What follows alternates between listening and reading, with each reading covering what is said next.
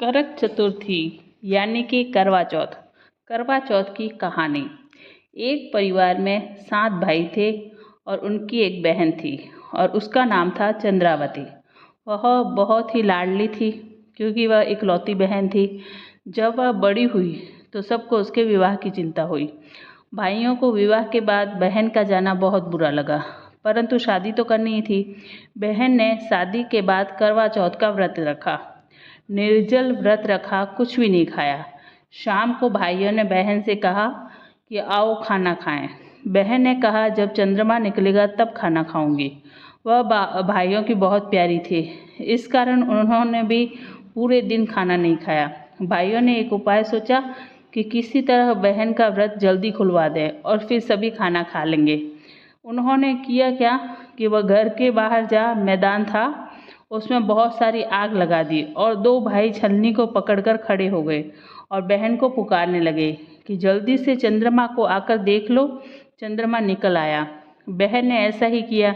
जैसे ही बहन व्रत खोलने बैठी, ससुराल से खबर आई कि जल्दी चलो, तुम्हारे पति की हालत बहुत खराब है।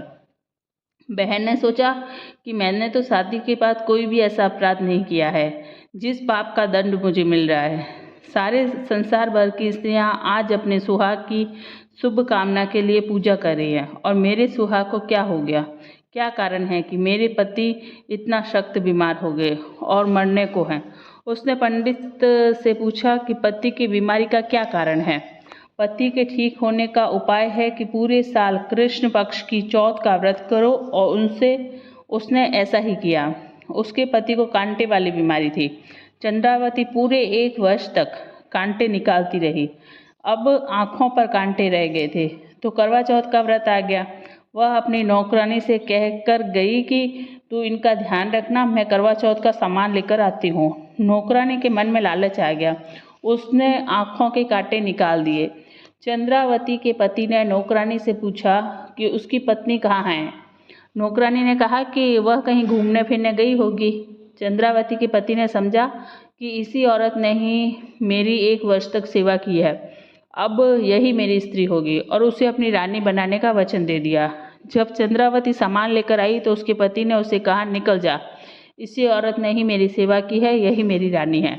अगले वर्ष जब करवा चौथ आएगी तो चंद्रावती पूजन के समय अपनी ही कहानी कहने लगी।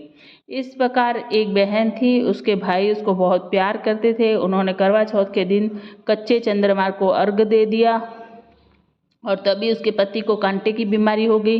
कहते कहते स्त्री के आंखों से अविरल आंसू गिरते रहे। रोती हुई उसने कहानी जारी रखी और पति के बुरे व्यवहार के बावजूद उसके दीर्घ जीवन और स्वास्थ्य की कामना की।